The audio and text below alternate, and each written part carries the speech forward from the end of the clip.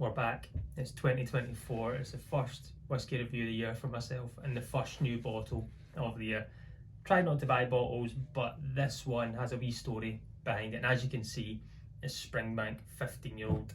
Whilst we chat about it, I'll get it opened up, I'll get it in the glass, give it a wee minute to breathe because I've literally just bought it and got the excitement. I need to get it poured. So let's see the first pop of the year of an uncorking of a new whiskey.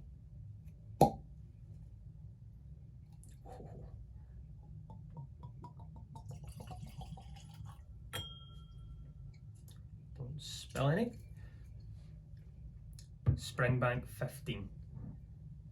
This is a great whiskey from previous times I've had it. I've actually never owned a bottle myself. I've always been able to try it when I've been out and about, if I've seen it in bars. So to have my own, seen it today in the shop, I've got a huge thanks to Drew from Arizona for helping out with a voucher for the Scottish Gantry I went to, and I seen this sitting on the shelf and I thought, in January, not many people are buying whiskey. I'm going to go for this. So I've picked this up today, literally within the last hour, and I've just kind of rushed home and I'm doing this review right now because I couldn't wait. I just couldn't wait. Springbank is a whiskey from Campbelltown, so the Campbelltown region is quite small in itself. It's owned by J&A Mitchell & Co. It's been there for years and years and years. I think it's going to turn 100 in 2028. Headley Wright was one of the owners and massive shareholder in there. He sadly passed away in August of last year. He was 92 years of age, but he's kind of kept the ethos the same. Springbank have 3 different styles of whiskey. So you've got Springbank, which everyone knows. Longrow comes from the same distillery, and also Hazelburn. Longrow being the heavily peated, and Hazelburn is the non-peated whiskey. With Springbank, it's distilled 2.5 times, which is something you don't really see, and also everything is non-chill filtered, natural colour, which is great. But the bigger thing is everything is done on site.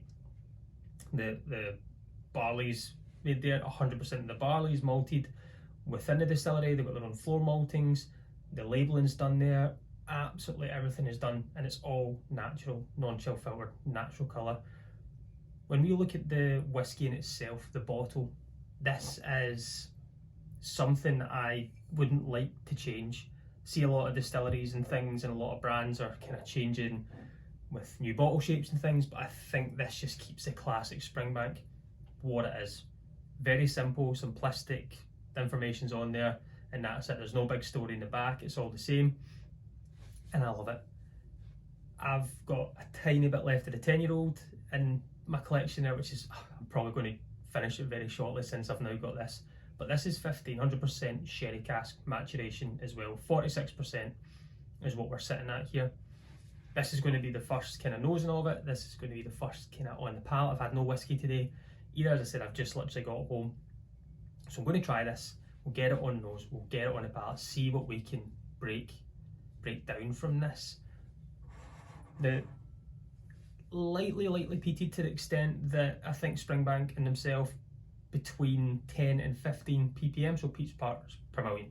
So it's not heavily peated, it's probably just going to be very lightly, maybe in the background, but we'll find out. I've put it in my Glencairn glass today. I've poured a nice healthy dram, as you can see. I think I've got a wee bit excited about that. But I'm going to get this on the nose. The colour of it is beautiful. It's that kind of dark copper, more closer to the amber side of it. Looking at the legs, they're taking their time to come down, so I'm expecting oily, good mouthfeel on this dram. But let's get it on the nose first. We'll get it on the palate. I've got a wee bit of water here, even though it's still 46%. I just want to try it with a few drops in. So let's see how we do. First review of the year. So Happy New Year, everyone, and let's get right into this.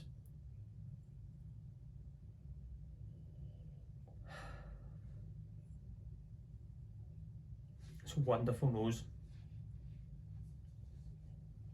It's very vibrant red fruit, plummy, strawberry, berries, very summery. There's a real kind of undertone of, it's like vanilla ice cream, fruit salad, vanilla ice cream, lots of kind of different fruits in there. It's a creaminess coming through. There's this, it's not funky, but there's that Campbelltown DNA which I can usually find in Springbanks and, well, anywhere down there. It's a soft dunnage. It's not sulphury, it's got just a tiny bit of funk in the background. The forefront is becoming, it's fruity, like kind of good vanilla ice cream. A wee bit, it's like leathery as well, maybe. It's a great nose. Again, not offensive, the 46% sitting in there, it's keeping it very, very good. So big breaths I'm taking in there, I'm just not getting I don't need to take my head away. Yeah, that's magic on the nose. So I'm excited now on the palate. So slange everyone to a cracking whiskey 2024 year for you all. Let's see how we do.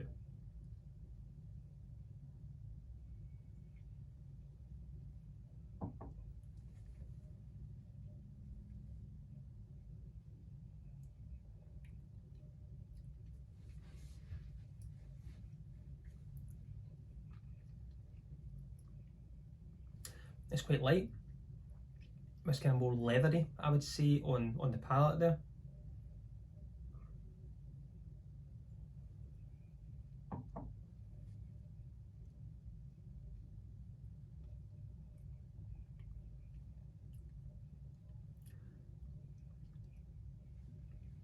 Tiny bit ashy. The sweetness still stays, but it doesn't override. It's not as sweet on the nose as it is on the palate. The mouthfeel is great for 46%, and that's been that non-chill filter. The full sherry maturation. A lot of whiskies with sherry maturations can just be powerful, powerful beasts and sweet. This isn't overly sweet. As I say, it's leathery, tiny bit ashy. The sweetness is just slightly in the backdrop now from this.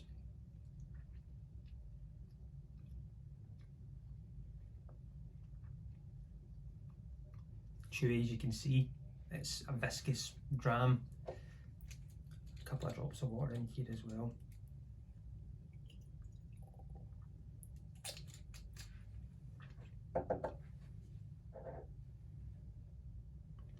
That little bit of Campbelltown funk is trying to come through now.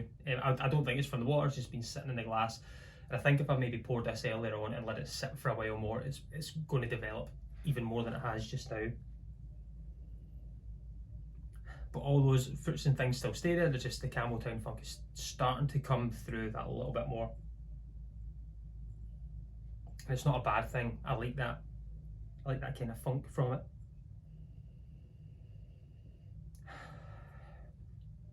Really, really wonderful nose.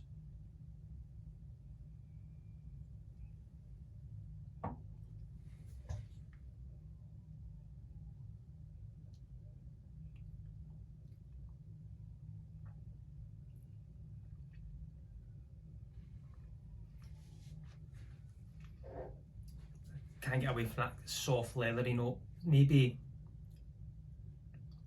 it's a little bit dark chocolate, a bit of sharpness in there as well, just in the back of it. That ashy, tiny ashy bits there. It's not peat or anything like that, it's just a wee ashy note that I'm getting. This bottle as well is from, if I can get it in my light here, the 1st of August 2023. So this is the kind of latest batch as well this came out, I believe. But it's wild to have a full sherry maturation and not have it super sweet. I think this is very magical in a sense. It's the nose is telling you one thing, but the palate's telling another. But combined, they're great together. I love nosing it. The palate is still there. I don't need to revisit this. I'm looking forward to this to develop even more. I really like this for the first kind of new whiskey of the year. I've tried it before, I know I really like it, and I think because I've rushed home and opened this, I'm just a bit, I'm so excited for it all. Springbank do great things.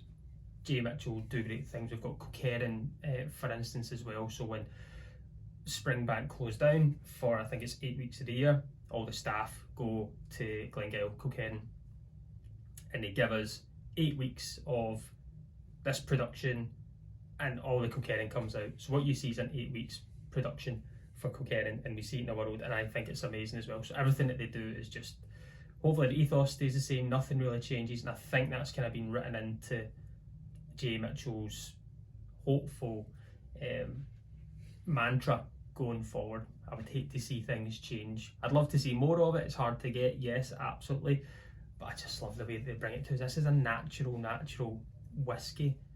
It's more or less 100% on site, which was very rare. There's not many distilleries that do their own maltings and everything, and I think the stills are powered by fire as well. Underneath it's not electric to work out the heating, it's a fire base to it, which is old school, and I'd love it to stay that way. Well, first review of the year done. I love it. I can't wait to get into it even more.